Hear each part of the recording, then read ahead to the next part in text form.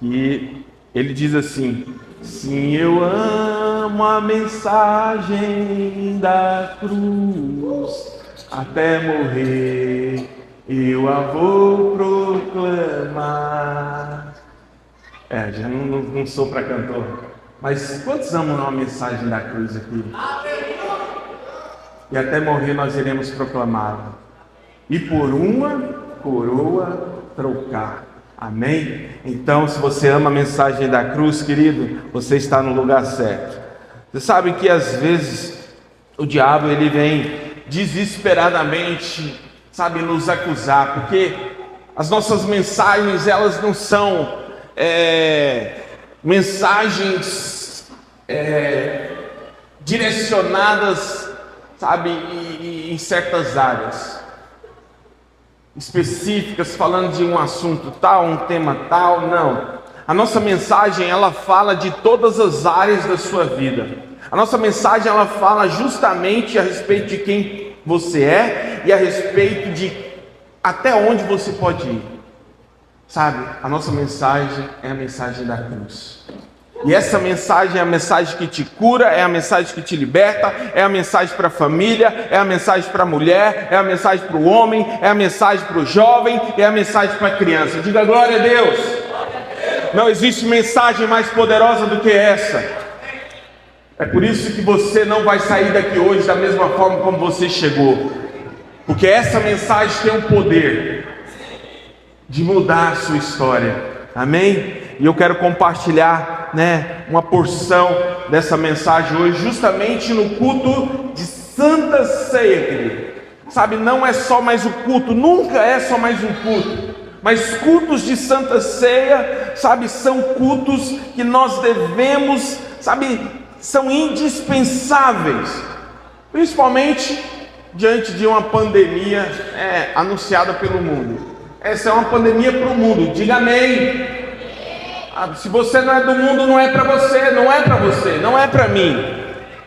Se o mundo está anunciando, é porque é para ele, mas nós não somos desse mundo, ainda que estejamos aqui, amém? Então hoje eu quero falar sobre essa mensagem da cruz, Mateus 6, projeta para mim por favor. Na oração, que Jesus vai ensinar para os seus discípulos, Mateus 6, 13. Jesus ensina os discípulos a orar, mas ele também diz uma coisa muito importante. Ele diz assim: não vos deixeis cair em tentação, mas livrai-nos do mal, pois teu é o reino, o poder e a glória para sempre. Repete comigo: de Jesus é o poder, é a glória, de Jesus é o reino, o poder e a glória. Vamos de novo. De Jesus é o reino, o poder e a glória para sempre. Aleluia, glória a Deus. Amém. Sabe, dele é o poder, dele é o reino, dele é a glória. Sabe, e é interessante porque isso é tudo que o diabo quis para si. E com a queda, muitos homens têm buscado isso. Glória, poder, e reino. Sabe, a natureza caída, ela tende, sabe, a buscar aquilo que o diabo sempre quis, mas que sempre foi do Senhor e sempre será. Diga amém. E por que eu estou falando isso? Porque eu estou falando isso por causa do tema da mensagem. E o tema da mensagem hoje é: Ele abriu mão da sua glória. Ele abriu mão da sua glória. Cadê as crianças? Cadê as crianças aqui hoje? Cadê? Quem quer pirulito? Aleluia. Para quem é o pirulito? Quem é que ganha pirulito? Não, só ganha pirulito quem se comporta. Quem não se comporta ganha pirulito? Não, não ganha. Quem não se comporta não ganha pirulito. Então, se não se comportar,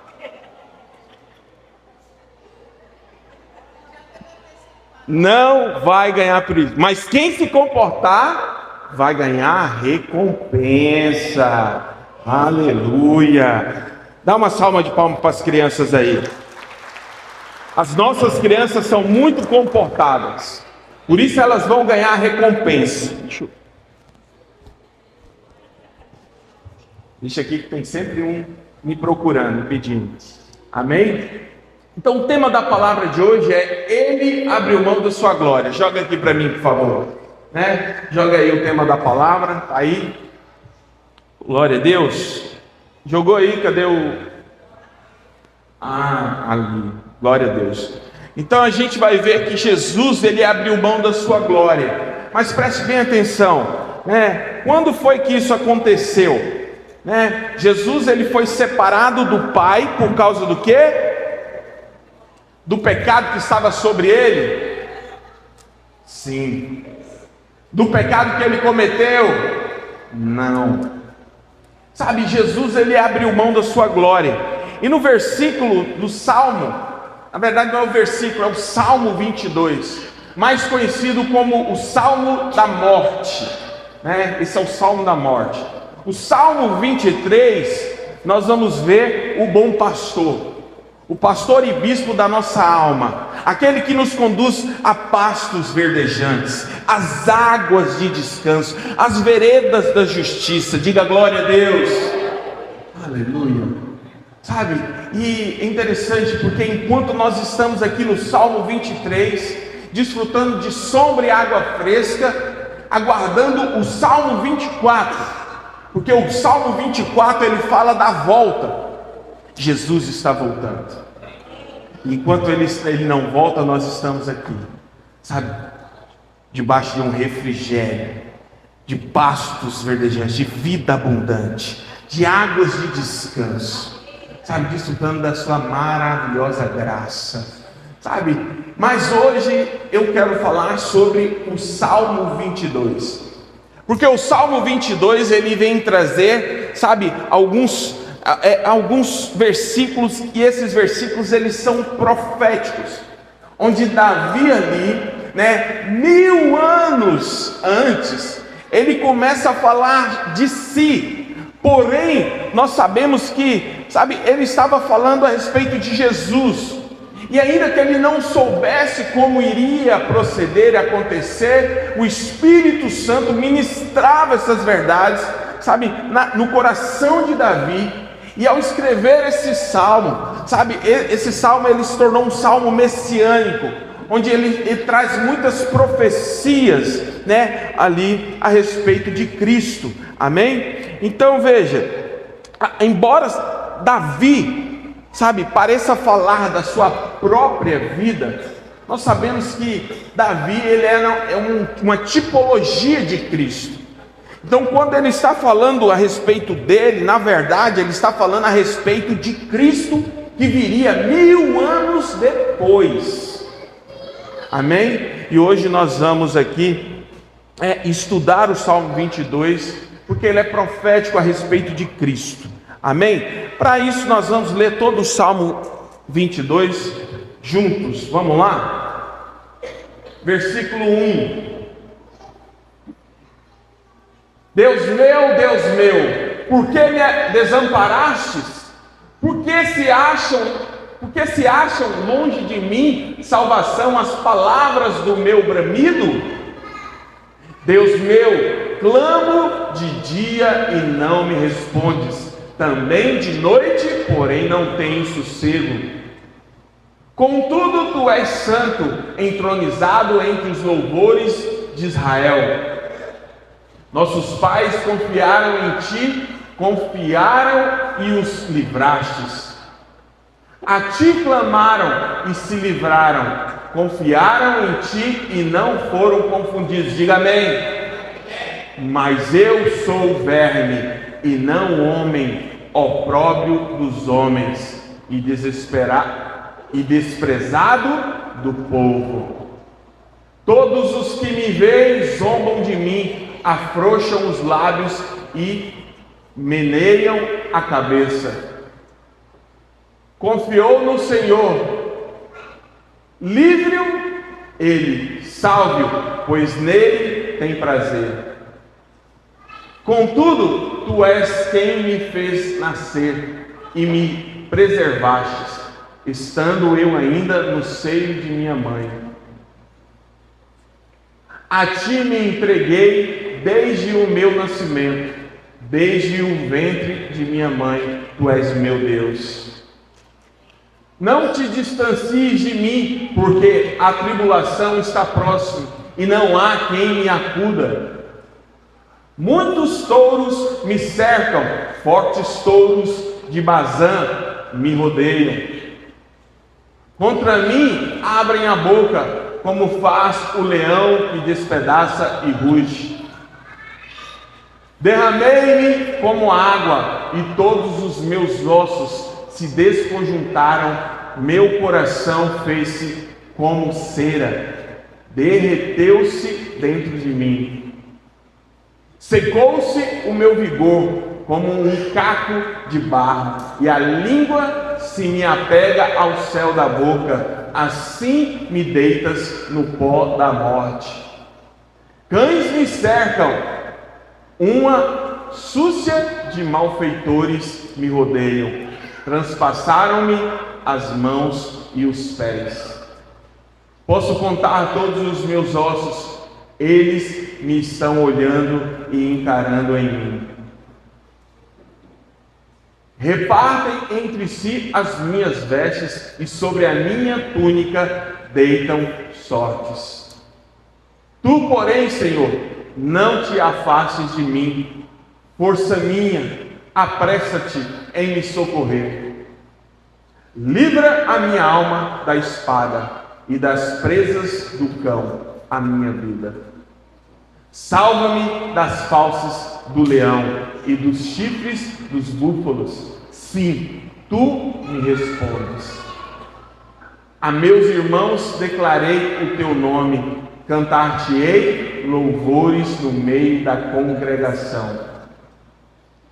Vós que temeis o Senhor, louvai-o, glorificai-o, vós todos, descendência de Jacó. Reverenciai-o, vós todos, posteridade de Israel. Pois não desprezou, nem abominou a dor do aflito, nem ocultou dele o rosto, mas o ouviu quando lhe gritou por socorro. De ti vem o meu louvor na grande congregação, cumprirei os meus votos na presença dos que o temem. Os sofredores hão de comer e fartar-se, louvarão o Senhor, os que o buscam. Viva para sempre o vosso coração. Lembrar-se-ão do Senhor, a Ele se converterão os confins da terra, perante Ele se prostrarão todas as famílias das nações. Pois do Senhor é o reino, é Ele quem governa as nações. Todos os opulentos da terra hão de comer e adorar, e todos os que descem ao pó se prostrarão perante ele, até que ele não pode preservar a própria vida. Paz. Acabou? Não. A posteridade o servirá, falar-se-á do Senhor a geração vindoura. Hão de vir anunciar a justiça dele ao povo que há de nascer. Contarão que foi ele quem o fez. Acabou? Glória a Deus. Eu não sei se vocês, ao ouvir as declarações de Davi, vocês conseguiram enxergar aí que na verdade foi toda a trajetória que Cristo seguiu. Ele vai falando ali sobre a entrega, sobre a crucificação, e a gente vai ver que na verdade é profético, está falando de Cristo que viria 1000 anos depois, amém? Então, há uma sequência profética isso, né, no Salmo 22, e em 7 versículos, né, eu quero explanar aqui com você hoje a respeito, né, sabe, da mensagem da cruz, sabe, a respeito de Cristo, de quem Ele é, quem Cristo tem sido na sua vida. Que hoje o Senhor possa de fato trazer uma revelação profunda, sabe, para que a sua vida possa ser marcada. Coloca a mão sobre o seu coração. Pai de amor, eu oro. Pai, eu declaro que essa é a semente, é o grão de trigo, Senhor Deus, que está sendo lançado, Senhor Deus, em nossas vidas. Senhor, eu declaro que nós somos terra boa, terra fértil, que vamos receber, Senhor Deus, sim, Pai, essa semente, Senhor Deus, sim, Pai, a qual irá dar o seu fruto. Que nós possamos sair daqui hoje, debaixo dessa revelação, Senhor Deus, sim, Pai, de forma que venha alterar, impactar todas as áreas da nossa vida. Eu declaro, Senhor Deus, o poder de Deus, o poder do Evangelho, Senhor Deus, se manifestando aqui nessa noite. Senhor Deus, onde cadeias serão quebradas, onde enfermos serão curados, Pai, onde o reino dos céus vai invadir a terra. Senhor Deus, sim, Pai, e a tua vontade, que é boa, perfeita e agradável, se manifestará em nome de Jesus. Amém e amém. Você pode dar uma salva de palmas ao Senhor? Amém. Glória a Deus. Então nós vemos que há uma sequência profética. Amém? Então o Salmo 22 ele vai revelar, né, o caminho, né, o sofrimento de Jesus na cruz, né? Depois a gente vai ver o Salmo aí, como eu falei, 23, né, onde nós aguardamos o pastor e bispo da nossa alma, e o 24, que na verdade nós estamos aguardando o retorno dele. Então o Salmo 22 ele é conhecido como o Salmo da morte, né? Porque no primeiro versículo, projeta aí por favor, ele começa dizendo o quê? Eli, Eli, lama sabachthani, que significa Deus meu, por que me abandonastes, né? Então quando ele fala aqui, no original fala Eli, Eli, lama sabachthani. Então nós vamos ver, né, que Jesus aqui está liberando um bramido, né, através da vida aqui de Davi. Então o cumprimento mais evidente está em Mateus 27, 46. Deixa eu ler aqui rapidamente com os irmãos, Mateus 27, 46. Olha o que diz a respeito do Salmo 22. Por volta da hora nona, clamou Jesus em alta voz, dizendo: Eli, Eli, lama sabachthani. O que quer dizer, né? Deus meu, por que me abandonaste? Você vai vendo aí que a Bíblia explica a Bíblia. E aí a gente vai ver que esse Salmo 22, ele está entrelaçado e fala diretamente a respeito de Cristo, sim. Apesar de Davi estar esboçando ali, né, essa verdade. Amém? Então a gente vai ver que por que Jesus falou essas palavras ali naquele momento. Você tem que entender que em nenhum momento da caminhada de Jesus, ele chamou Deus. Em todo o tempo da sua caminhada, ele se relacionava com o Filho, dizendo Pai. Pai. Em todos os momentos, Jesus tratava como Pai, o Senhor como Pai. E porque justamente nesse momento, ele vem e fala: Deus meu, por que me abandonaste? Justamente porque foi nesse momento que Jesus deixou de ser filho, para que eu e você pudéssemos ser chamados de filho, para que eu e você pudéssemos o chamar Abba, papaizinho, para que hoje nós pudéssemos nos relacionar nessa posição de filhos.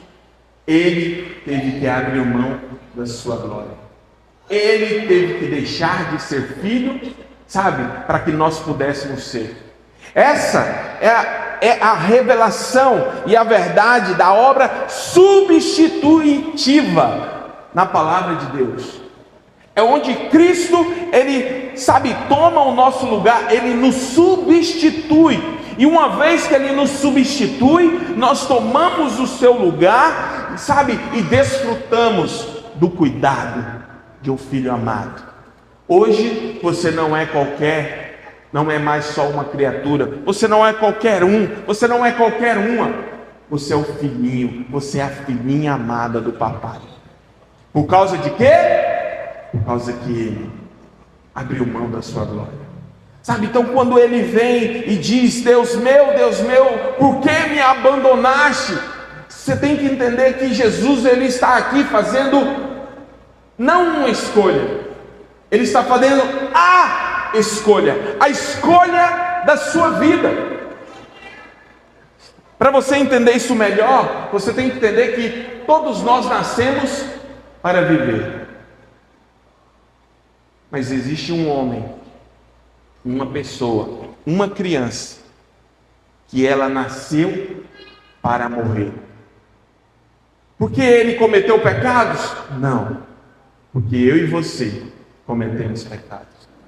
E é mais ou menos, eu vou contar essa história aqui para você poder entender. Imagina que você tem um filho. E a humanidade, ela está contaminada. E ela está condenada por causa desse vírus. Vamos usar aqui o ebola. O ebola que mata, Mas digamos que o vírus, ele é mortal. E a humanidade, ela agora adquiriu esse vírus. E a humanidade sem a cura, ela está condenada a quê? A extinção. Não vai sobrar ninguém. Imagine que não vai sobrar ninguém. Mas de repente, todo mundo está noticiando isso. O vírus tal vai matar todo mundo, no dia D. E aí, de repente, você é um pai e você tem um filho. E esse seu filho, os médicos, os cientistas acabam descobrindo que ele carrega a cura. O sangue dele carrega a cura para esse vírus, que vai matar e destruir toda a humanidade. Porém, os médicos e cientistas dizem: olha, só tem um porém. Sempre tem um porém, Para que nós possamos salvar todo mundo, para tirar a cura que o seu filho carrega, é necessário nós tirarmos todo o sangue, extrair todo o sangue do corpo dele. E certamente o seu filho não vai sobreviver. E não existe outra possibilidade. Apenas o seu filho, ele não só carrega, ele é a cura. Então o pai, logicamente que ele fala assim: tá, tudo bem, pode extrair a cura do meu filho. Mas quando ele ouve os cientistas dizendo que para que a cura possa ser compartilhada com todos, o seu filho terá que morrer, imediatamente seria o quê? Falar: não, meu filho não. Se é assim, se para todo mundo viver o meu filho tem que morrer, você ia permitir que o seu filho tivesse todo o sangue extraído do seu corpo e morresse? Só que esse pai disse não. Imediatamente o pai diz: não, não aceito. Só que o filho, ao lado do pai, puxa e diz: pai, eu quero fazer isso. Eu quero dar a minha vida para que todos eles vivam. Então, aquela criança, ela pega e extrai o sangue do corpo dela. Ela morre e todo mundo sobrevive. Essa não é a história de apenas um pai e um filho. Essa é a história de Jesus. Você carregava um vírus mortal e ele fez a escolha de abrir mão da sua glória e ter todo o seu sangue derramado, extraído, para que hoje você pudesse desfrutar de vida e vida abundante. Aleluia. Os irmãos estão entendendo? Amém? Então veja, a gente vai ver que essa história de Cristo, ele fez a escolha. Então a primeira coisa que aconteceu foi ele ser separado, para que nós jamais fôssemos separados do seu amor. Hoje nada pode te separar do amor de Deus, porque em algum momento da história, algum dia, teve um homem, sabe, que não é qualquer homem, mas o próprio Deus que se fez carne, que veio e escolheu ser separado de seu Pai, para que hoje você pudesse ser unido a Ele, para que hoje você pudesse estar nas regiões celestiais, sabe, desfrutando desse relacionamento profundo. Diga glória a Deus. Esse foi o seu clamor. Eli, Eli, lama sabachthani, né? Então a gente vai ver que essa expressão também remete ao rugido do leão.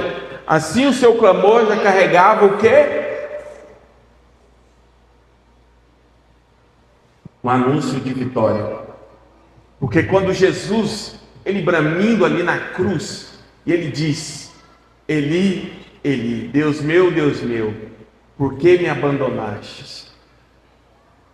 Ele foi abandonado. Ele foi abandonado para que você, nessa vida, não venha ser abandonado.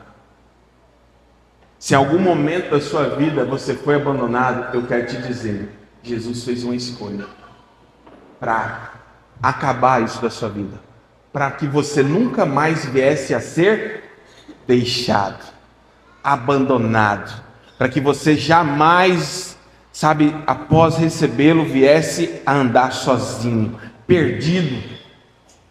Não. Você tem que entender que esse é o ponto da vitória. Ele foi traído, ele foi abandonado, para que você viesse desfrutar, sabe, de um relacionamento íntimo e eterno. Mas isso custou um alto preço. Sabe, se em algum momento você carrega ou carregou esse vazio, eu quero te dizer, o fim dessa tristeza, o fim das suas dores, sabe, está em Cristo. Porque é nesse momento quando ele diz: por que me abandonastes? Sabe, você tem que entender que ele estava dizendo: ó morte, onde está a sua vitória? Porque nesse momento ele foi separado do Pai. Satanás perdeu. Quem ganhou foi você. Porque ele subiu na cruz e se entregou e obteve a vitória, e por causa dele a vitória já é nossa, e porque ele adquiriu a vitória, hoje nós somos mais que vencedores, sabe?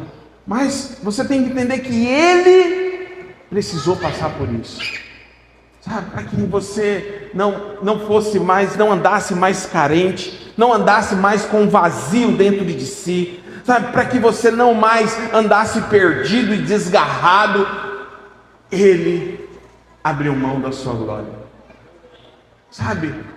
E a gente não pode ser raso quando a gente fala: ah, Jesus abriu mão da sua glória. Queridos, você já parou para observar o quão difícil é para um ser humano abrir mão da sua vontade?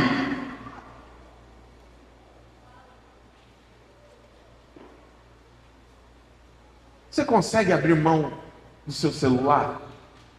Pastor, não pega pesado. Pastor, não pega pesado. Pois é, nós temos dificuldade de abrir mão da nossa glória. Nós, sabe que não... a grande pergunta é: que glória é essa? Porque se tudo que temos vem dele, se tudo que somos, sabe, flui dele, que glória que nós estamos tentando defender, que estamos tão apegados? Que glória é essa que tem um destino, tem prazo de validade, que se chama daqui a pouco, porque ele está voltando. Sabe, nós temos tanta dificuldade de abrir mão da nossa vontade. que só acaba nos levando para o fundo do poço, que só acaba nos levando em direção a um muro, que nos faz quebrar a cara. Mas Ele, sendo o dono do reino, do poder e da glória, não abriu mão de pouca coisa. Ele abriu mão da sua vida. Sabe? Então nós precisamos ser mais, profundos nessa verdade, contemplarmos quem Cristo é. Irmão, crer que Deus existe, está cheio aí fora. O mundo crê que Deus existe. Todo mundo crê que Deus existe. Você só não sabe que Deus é esse. Eu creio em Deus. Mas quando você vai ver o Deus do cara, é um bezerro de ouro. Quando você vai ver o Deus do cara, é aquela estátua, aquela imagem. Mas crer que Jesus é Deus e Ele é, crer que Ele foi capaz de abrir mão da sua glória por nos amar, irmão, isso tem que mudar a nossa perspectiva. Isso tem que mudar a direção de muita coisa daquilo que nós estamos vivendo. Amém? A segunda coisa está lá no versículo 8, que é profético. Salmo 22:8 diz assim: confiou-me no Senhor, livre-o Ele, salve-o, pois nele tem prazer. Então uma das declarações aqui, é profético, porque Davi está falando que ele confiou no Senhor, e estão falando, pois nele tem prazer, livre-o, salve-o. Jesus, quando ele estava sendo levado, ali no caminho, do Gólgota, aparece um Saulo que precisa ajudá-lo a carregar a cruz. Aí naquele momento as pessoas zombavam dele e falavam para ele: se tu és o Salvador, se tu és aquele que tem salvado a muitos, se a salvação vem de ti, está em ti, salve a si mesmo.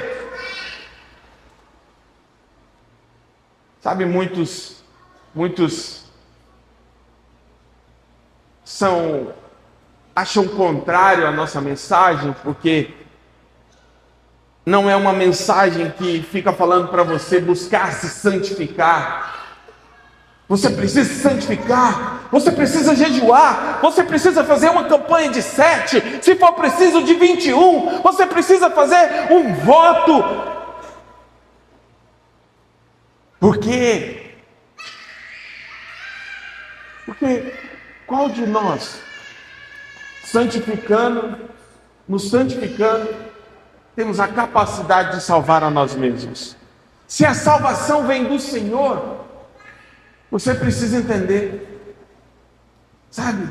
que essa salvação, ela não é por merecimento, ainda que, a gente venha, a operar obras, mas você tem que entender que as obras, elas não vêm primeiro, não devem vir primeiro, do que a revelação daquilo que nós já recebemos dele. Porque o que nós devemos fazer, as obras que nós devemos edificar para o Senhor, elas devem ser fruto da revelação do quanto Ele nos ama, do quanto Ele nos deseja, do quanto Ele foi capaz de abrir mão da sua glória, para que nós que éramos inimigos de Deus, uma vez que Ele nunca pecou, mas nós pecamos. Então, se a salvação vem dele, as demais coisas também vêm dele. E agora a nossa resposta em servir, em obedecer, como não servir, como não obedecer a uma pessoa que te ama tanto, que é capaz de te dar tudo? A verdade é que quando a gente olha para a nossa cultura e a gente vê filhos que não, sabe, que não dão valor àquilo que o pai faz, a nossa cultura chama isso de ingratidão. A ingratidão, ela é fruto, sabe, da falta de revelação. Filhos que não têm revelação do que os pais tiveram que passar, tiveram que fazer, tiveram que pagar, não fazem questão de obedecer. São mais conhecidos como filhos imaturos, crianças. E chega num momento que, se esses filhos não crescem, não rompem, não avançam, por mais que o pai queira continuar abençoando, eles são impedidos por causa da sua imaturidade. Então, ingratidão, sabe, não é algo que atinge diretamente o coração de Deus. Porque o pai que olha para um filho desse, ele olha com um olhar de amor. E ele diz: um dia ele vai entender o valor das coisas. Um dia ele vai entender. Sabe? Mas, queridos, você não precisa ser tardio em entender o quanto Jesus te ama, o quanto o Pai te ama. Só o fato de você ter um pai significa que você recebeu o dom da vida. Você já deveria ser grato. Você não conhece meu pai, pastor? Eu não conheço o teu pai terreno, mas eu conheço o teu pai celestial, aquele que não falha, aquele que não te abandona, sabe? Aquele que, sabe, é capaz de ir até as últimas consequências por te amar. Por quê? Porque nós somos tão tardios, sabe, debaixo do tamanho amor. Isaías 43, 25 diz: eu mesmo sou o que apago as tuas transgressões, por amor de mim e dos teus pecados não me lembro. Que é? Ele apaga as transgressões de quem? As minhas.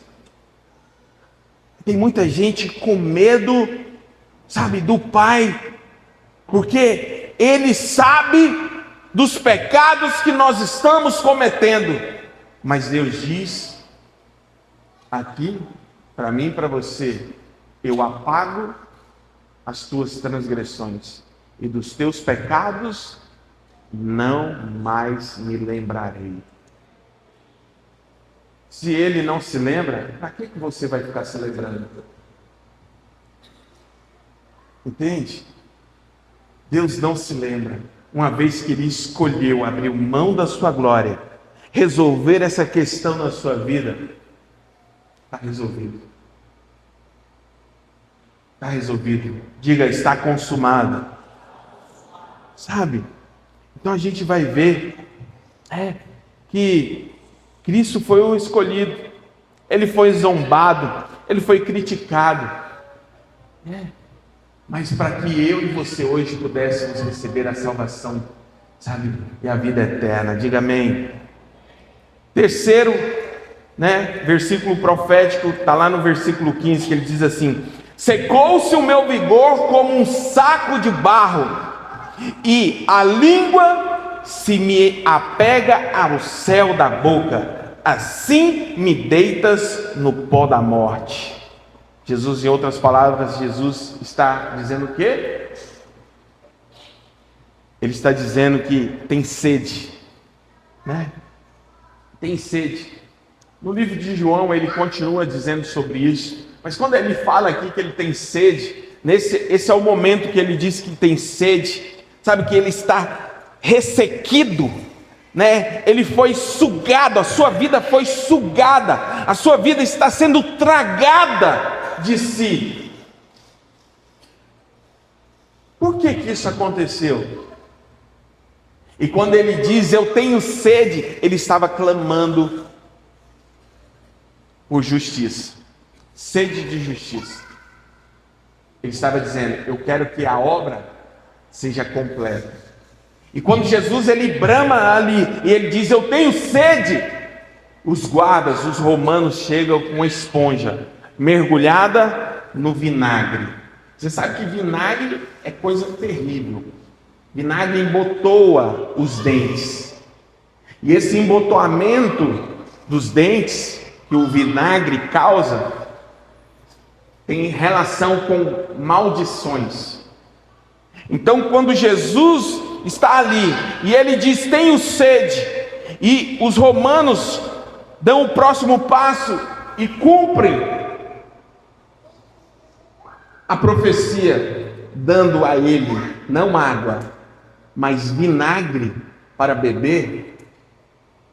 Ali Jesus estava tomando todas as suas maldições, as minhas maldições. E aqui a palavra diz que ele estava se secando. Pois é, para que hoje você pudesse ter um rio de águas vivas que flui do seu interior, para que hoje você se tornasse uma árvore plantada junto às águas correntes, cujas folhas dão murcho, sabe, que ao seu tempo dá o seu fruto. Ele teve que ser esgotado, sabe, ele teve que, para que você pudesse desfrutar dessa vida abundante, essa vida abundante, foi necessário ser tragada dele. Não foi só o sangue, foi a vida de Cristo, pois Ele é a vida abundante. Por isso você tem que entender, irmão, não queira ter o que Cristo tem, porque o que Cristo tem é fruto de quem Ele é. Se você tiver Cristo, você tem tudo, porque Ele é a própria vida, e é uma vez que essa vida é tragada dele, ela emana como uma cachoeira santa, que vem descendo do trono de Deus. É a Shekinah de Deus, sabe, da qual você pode desfrutar livremente, sabe, aqui a Equatorial não cobra, aqui as correntes são vivas, são incessantes, aqui o preço já foi pago, você só precisa se banhar, você só tem que desfrutar, porque Ele abriu mão da sua glória. Hoje você pode ser banhado de uma cachoeira de graça, sabe, você está sendo aqui nessa noite, essa cachoeira está sendo derramada sobre a sua vida aqui, e independente de quão sujo você possa, sabe, ter mergulhado no charco de lodo, como diz Davi, essa cachoeira, ela te limpa, ela te purifica, sabe, e você vai se tornando, sabe, essa nova criatura, sabe, agora a glória de Deus, ela é restaurada, porque entenda, você pode ser lançado no charco de lodo, mas se você estiver em Cristo, você continua sendo um diamante, ainda que um diamante esteja coberto de lama, uma vez que ele é colocado debaixo dessa cachoeira, ele volta a manifestar a sua glória, porque essa cachoeira tem o poder de limpá-lo, de purificá-lo e de restaurar o seu valor, a sua sorte, o seu destino. Amém? E quarto, cães me cercam, uma súcia de malfeitores me rodeia, transpassaram-me as mãos e os pés. Esse salmo aqui é purinho Jesus sendo crucificado, amém? Então quando a gente vai ver ali, existe vasos de honra e vasos de desonra, e a gente vai perceber que durante toda a história, esses vasos, eles se entrelaçaram entre si. Mas o interessante é que, sabe, independente do império babilônico, império romano, império persa, grego, sabe, que sempre se levantaram para evidenciar a glória de um homem, foi a glória de Cristo que resplandeceu. Todas as vezes que eles tentaram, eles não conseguiram. Porque Cristo, sabe, é o Rei dos Reis, o Senhor dos Senhores. Então o que os romanos fizeram ali, ao pregá-lo na cruz, ao persegui-lo, ao escarnecê-lo, apenas evidenciaram quem ele era. Para que eu e você, sabe, hoje estivéssemos guardados no esconderijo do Altíssimo, à sombra do Onipotente, no lugar seguro, debaixo das suas asas, para que eu e você pudéssemos desfrutar desse abrigo. Quantos aqui habitam no esconderijo do Altíssimo? Pois é, mas para que nós pudéssemos desfrutar dessa posição, Ele assumiu essa posição.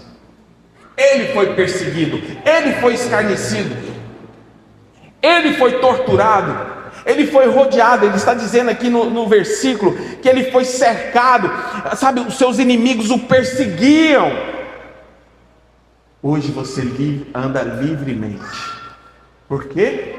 Porque você anda guardado por uma cerca de sangue. Onde quer que você vá, Ele guarda a sua saída, Ele guarda a sua entrada. Sabe, 1000 caem ao seu lado, 10.000 à sua direita, você não é atingido. Mas foi necessário ele passar por isso. Amém? Ele teve que receber aquela coroa de espinhos, os cravos nos seus pés, em suas mãos, para que o sangue pudesse ter derramado. E o centro desse versículo aqui é o sangue. Porque foi o sangue derramado que te propiciou hoje estar numa nova aliança. Sangue da eterna e nova aliança. Sabe, não mais uma aliança onde você tem que se esforçar para merecer, onde você tem que ali edificar as coisas, sabe, tentando agradá-lo. Não, Ele subiu, se acendeu à cruz, o Pai se agradou, e agora que cabe a você e a mim entrar no desfrute da sua glória. Irmão, presta atenção no que o Senhor está falando no seu coração hoje.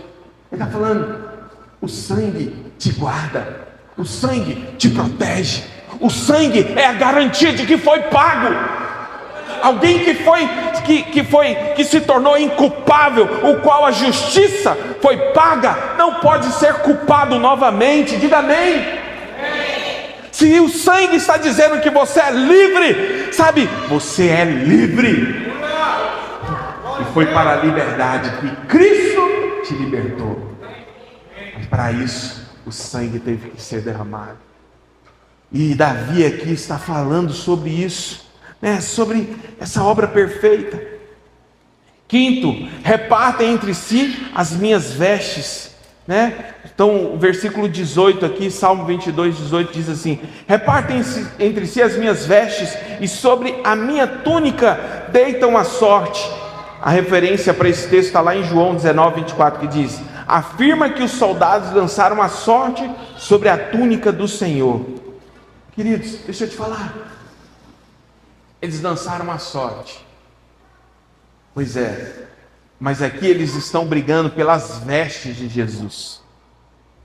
Enquanto eles estão ali lançando a sorte, você em Cristo já foi revestido de um manto de justiça, sabe? Mas foi necessário as suas vestes ser tomadas de si. Ele teve as suas vestes tomadas de si para cobrir a sua e a minha nudez. Porque é aqui onde Ele está completando a sua obra. Você não é um filho, sabe, que nasceu para ser desamparado. Não, você nasceu sendo já acolhido. Porque toda criança que vem ao mundo, ela precisa ser acolhida, ela precisa ser revestida de um linho finíssimo, ela precisa se tornar justa. É por isso que nós temos que ensinar desde as crianças até os mais maduros na fé. Amém? Sexto, ele diz, no versículo 31, né? Ele termina dizendo: hão de vir anunciar a justiça dele, do povo que há de nascer, contarão que foi ele quem o fez. Quem é esse povo? Diga: sou eu. Sou eu, sou eu, sou eu, sou Joe. Para quem está com saudade. Presta atenção. Ele está dizendo o seguinte: esse é o povo que há de nascer. Que povo é esse? Nós que éramos gentios, mas que deixamos de ser. Ele está falando da igreja. A igreja é o povo que há de anunciar aquele que fez, aquele que era, que é e que há de vir. Diga glória a Deus. Sabe, irmão, então, nem por um momento pense em não falar a respeito daquilo que ele fez, está fazendo na sua vida. E nem não pense, não hesite em não, levar essa mensagem, porque nós somos esse povo, o povo que vai anunciar as boas novas. Diga amém. O povo que havia de nascer e nasceu de fato. Amém? Nós somos aqueles que vão sustentar o testemunho da obra perfeita dele na cruz. E sétimo, o versículo 6, ele diz, o salmista declara: mas eu sou verme, e não homem, opróbrio dos homens e desprezado do povo. Né? Então a ideia aqui, quando ele diz, mas eu sou verme, né? Ele está falando de uma ideia de extrema humilhação, né? Está falando de humildade. Jesus, ele escolheu se humilhar. Ele escolheu ser humilhado. Quando Davi fala assim também, ele está falando no aspecto de humildade, né? Porque a palavra verme, é uma expressão poética, né? É algo que pode ser desprezado, algo que é fraco, que pode ser pisado, que pode ser rejeitado, né? Mas no sentido original da palavra, quando ele diz eu sou verme, ele está falando a respeito de um animal na cultura hebraica. E esse animal existe até hoje, que é o verme carmesim. Projeta aí para mim, por favor. Que verme é esse? Parece um carrapato. E aqui, esse animal, ele procria uma vez apenas durante toda a sua vida. E quando ele vai, procriar, na cultura, lá em Israel ele ainda existe, ele sobe as árvores de carvalho, e ali ele se estabelece, e para que ele possa gerar uma única vez durante sua vida. E aí eu vou contar a história desse verme carmesim aqui. O que ele faz? Ele se estabelece ali na madeira, de forma que ele não se desgruda mais, e ele começa a sua gestação, que dura 3 dias. Preste atenção aqui. Durante esses 3 dias ele se torna uma só. Ele se torna como se fosse uma casca da árvore. Não tem como remover. Ele se torna parte da árvore. Então, uma vez que ele grudou aqui, ele se torna parte dessa árvore. E aí, durante a gestação dele, ele vai colocando os seus ovos. Mas, na cultura hebraica, eles retiravam as cores de animais. Então não tinha tanta ciência, não tinha tecnologia, então tiravam as cores dos animais. E o vermelho carmesim era algo muito difícil de fazer, essa cor. Então eles retiravam dele. Por quê? Porque quando os seus filhos nascem, eles nascem brancos. Tem aí a imagem deles brancos? Volta lá naquela imagem. Não, na outra. Na completa lá. Isso. Olha, quando eles nascem, eles não nascem. Não tem aqui, eles não nascem vermelho. Mas o que acontece? Esse verme carmesim, a tinta do sangue dele é tão forte que quando essa tinta ela cai sobre os filhotes, ela atinge os filhotes de forma que eles são marcados para a vida toda. Essa tinta não sai mais. Foi isso que aconteceu com você. Quando o sangue de Jesus caiu sobre você, você foi selado. Não tem como ser apagado, não tem como ser removido. Mas ele continua o processo e dura 3 dias. Eles são tingidos, mas quando os seus filhos eclodem, os ovos eclodem, os seus filhos, eles saem e eles se alimentam da própria mãe verme, né? Eles se alimentam da própria carne da mãe, para que eles possam o quê? Sobreviver. Então, no 3º dia, né, a vida se manifesta por meio da morte. Para que os filhos vivam, a mãe tem que morrer. Mas ao final do ciclo, quando a casca, os filhos já eclodiram, essa mãe, que ela se tornou uma casca, ela fica branca. Por isso que eles falam na palavra, branco como a lã, alvo como a neve. Fica tudo branco, porque fala da justiça consumada, fala da obra completa. Uma vez que você é lavado pelo sangue, você se torna branco como a lã, alvo como a neve. Justo. E uma vez justo, sempre justo. Amém? Mas, preste atenção. Esse verme carmesim aponta para Cristo. Para que você pudesse vir à vida, ele subiu. Isaías fala, para que muitos pudessem ser libertos, livres, ele ascendeu ao carvalho de justiça. Ele se tornou uma só com a cruz.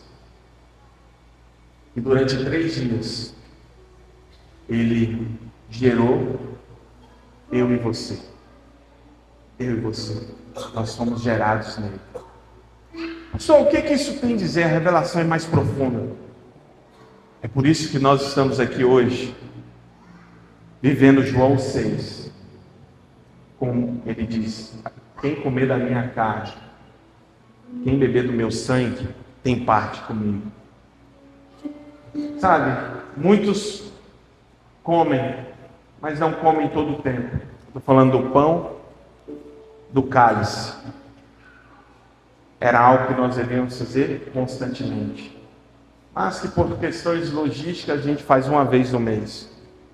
Mas uma revelação profunda, todas as vezes que você precisar e desejar desfrutar de vida, você precisa entender que a vida, ela emana do corpo e do sangue. É por isso que eu sempre falo para os irmãos, façam a Santa Ceia. Está enfermo? Faça a Santa Ceia. Por quê? Porque é por meio da morte que você desfruta de vida. Se em algum momento a morte estiver rondando você, morte no casamento, morte na minha saúde, morte nas minhas finanças, coma do Cordeiro de Deus, coma da carne e beba do sangue. Tudo isso para você poder entender quão profundo é a obra da cruz. Quão profundo é quando ele diz, fazer isto em memória de mim.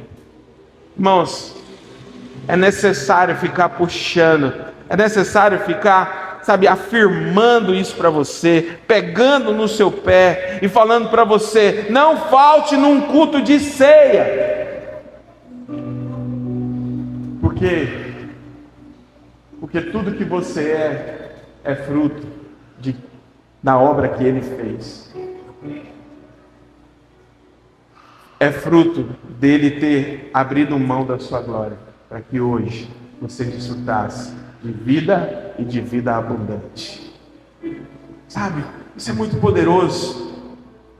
Eu não quero falar o nome científico desse verme, mas olha o que ele diz, lá em Isaías 1:18. Vinde, pois, e arrazoemos, diz o Senhor, ainda que os vossos pecados sejam como a escarlata, eles se tornarão brancos como a lã, brancos como a neve, ainda que sejam vermelhos como o carmesim, se tornarão como a lã.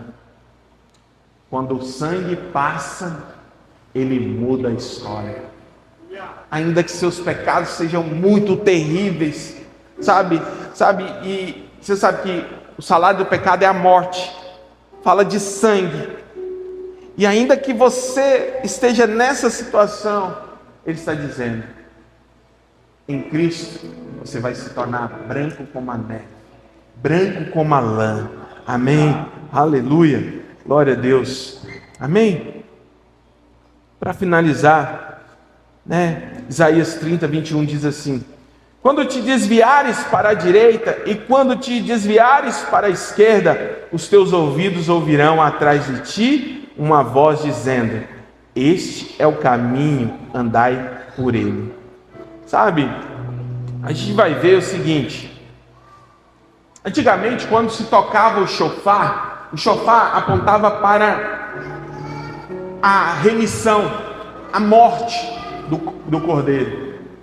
Só que existia dois tipos de trombetas, era o shofar, que apontava para a remissão, e a trombeta de prata, que tocava no templo, que aponta para essa remissão consumada. E a gente vai ver que hoje, Jesus ele está sempre, tocando o shofar para você olhar para trás. E aqui a palavra está dizendo o seguinte, que quando te desviares à direita, e para a esquerda, os teus ouvidos ouvirão atrás de ti uma voz dizendo.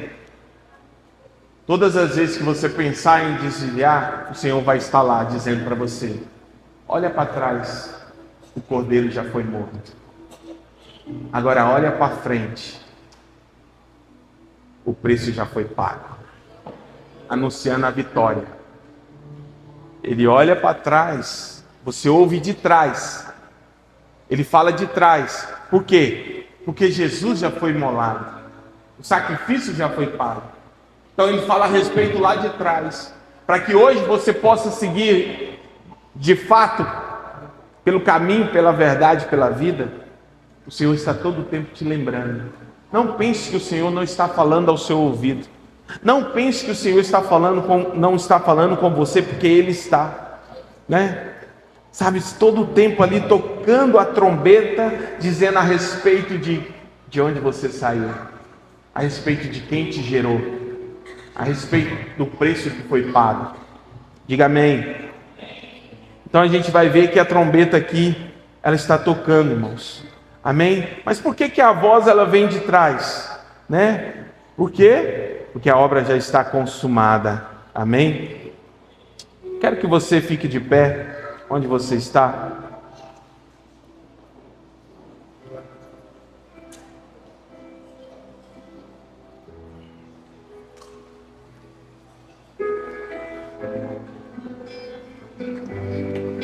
Quando ele toca a trombeta, ele está atrás, porque a velha aliança ficou para trás. E Ele alinha os teus caminhos para você olhar para frente, porque à frente de você está a nova e eterna aliança. E Ele está te guiando até lá. Ele está endireitando as suas veredas, porque os pensamentos dele são maiores que os seus pensamentos, porque os seus caminhos são maiores que os seus caminhos, porque o Senhor te ama.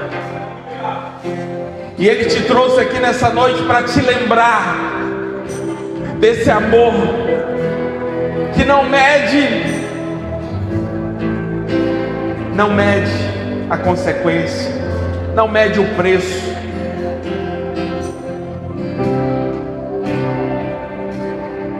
O Senhor está falando para você aqui: eu sou esse Deus, capaz de abrir mão da sua glória, para que você possa desfrutar da minha glória, para que hoje você possa estar em Efésios 2, nas regiões celestiais, à destra de Cristo,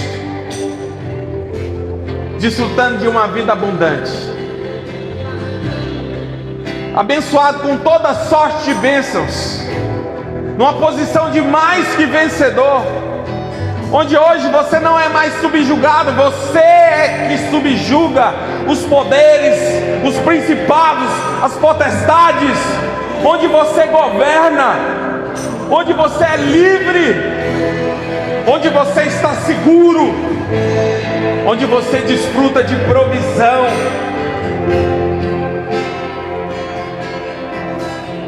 Debaixo dessa revelação hoje, você vai vir ceiar